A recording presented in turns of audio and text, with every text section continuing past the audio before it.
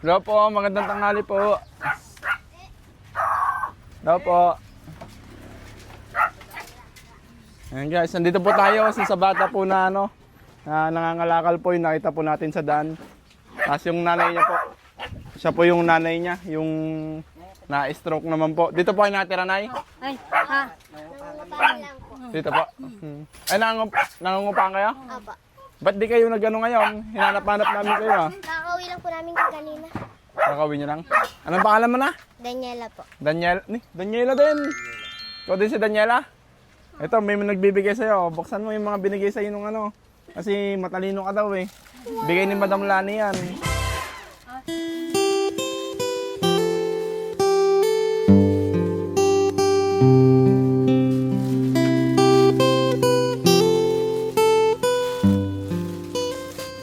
Ayun no, bago ah. Magagamit mo ba sa school mo yan? Apa. Magagamit mo? Apa. Sige, tingnan mo. Para ano.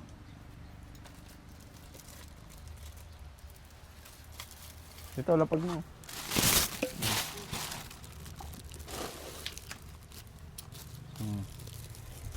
Para makita mo yung mga laman.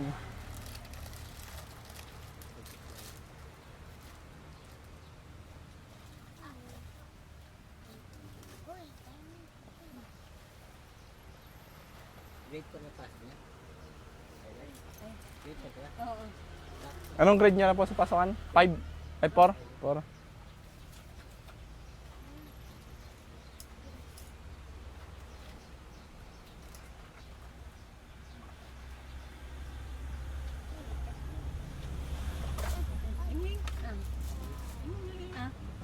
Kasi yan?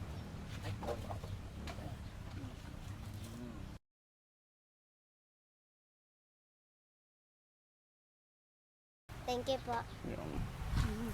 Ayun guys, kamusta naman po si ano pa pangalan niyo kuya? Don.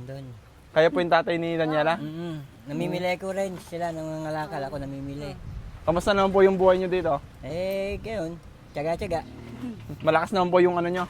Medyo, may panahon na mahina, may panahon na malakas. Tama na din. Negosyo po kasi ano? Oo. Apo. Nag-ano lang po pala kayo dito no? Parang nag-uupa-upa lang po kayo no? Oo.